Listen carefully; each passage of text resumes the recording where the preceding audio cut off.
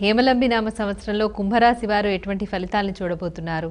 ఇక కుంభరాశి జాతకులు కూడా 14 ఆదాయము 14 ఖర్చు మకర రాశి వారిలే వీరికి కూడా. అయితే వీరికి 6 మంది శభాష్ అంటే ఒక్కరు మాత్రమే పోవాయా పెద్ద గొప్పగా చెబుతున్నావు అని చీదరించుకుంటారు.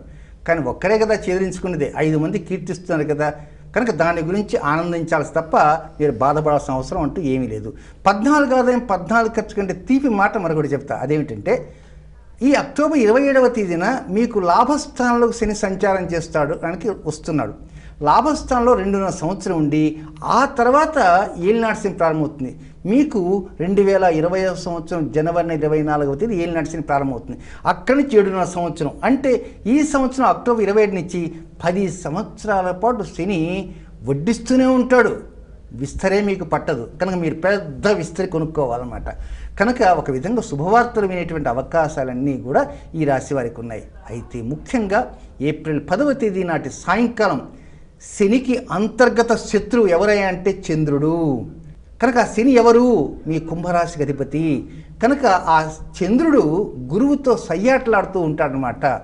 ఏదో రహస్యంగా మాట్లాడుతుంటాడు పక్కన గురుచంద్రుడు. అందులో ఆ గురుచంద్రుడు హస్త నక్షత్రంలో మీ రాశి కరెక్ట్గా అష్టమ స్థానంలో ఉంటారు కనుక సాయంకాలం దగ్గర నుంచి రాత్రి 12 గంటల వరకు కనపడుతుంది కనుక నంబర్ ఆఫ్ టైమ్స్ చక్కగా చూసుకోవడానికి ప్రార్థించడానికి ప్రయత్నం అంటూ చేయండి కుంభరాశి జాతకులు. ఇక ఏప్రిల్ 11వ తేదీ నుంచి జూన్ 21వ తేదీ మధ్యకాలంలో ఉన్నటువంటి తొలి వ్యతిరేక గ్రహ సంచార సమయంలో సంతాన విషయాల మీద ఎక్కువ శ్రద్ధ చూపండి. నెంబర్ 1.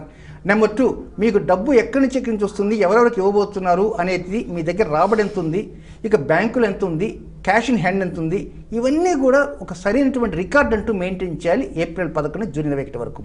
ఇక రెండవ వ్యతిరేక గ్రహ సంచార స్థితిగతులు ఎప్పుడున్నాయంటే ఆగస్టు 28 నుంచి అక్టోబర్ 13 మధ్య భాగం ఉన్నాయి కనుక భార్యాభర్తలు చాలా వరకు అన్యోన్యంగా ఉండాలి. ఎక్కడా కీచులాటలు లేకుండా ఉండడానికి ప్రయత్నం చేయండి.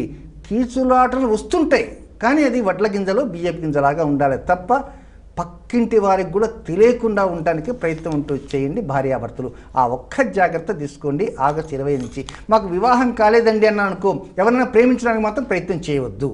ఎవరైనా ప్రేమిస్తూ ఉన్నారనుకోండి, కానీ ప్రేమిస్తూ ఉండటం వీలైనంతవరకు కలహప్రదంగా ఉండకుండా చాలా ప్రేమను ప్రేమగా చూసుకోవడానికి ప్రయత్నం అంటూ చేయండి. సెప్టెంబర్ 27, 28, 29 3 తేదీల్లో జరిగేటువంటి గ్రహమాలిక యోగంలో చివరి రాశి కుంభరాశి అంటే కర్కాటక నుంచి కుంభం దాకా జరుగుతున్న గ్రహమాలిక యోగం జరుగుతుంది కనుక ఈ గ్రహమాలిక యోగంలో ఏం చేయాలి అనేది కూడా కార్యక్రమంలో మరికొద్ది నిమిషాలు తెలియజేస్తాను. అది కూడా వినడానికి ప్రయత్నం చేయండి. అవకాశం ఉంటే 355 రోజులు జరిగేటువంటి శ్రీ హేమలమ్మ నామ సంవత్సరంలో ప్రతి శనివారం రాహుకాలానికి ముందే 8 గంటల లోపలనే శ్రీ సూర్యనారాయణ మూర్తిని ఆదిత్య హృదయంతో కీర్తించండి. ఈ సంవత్సరం కుంభరాశి వారికి చాలా చక్కగా ఉంది కదండి.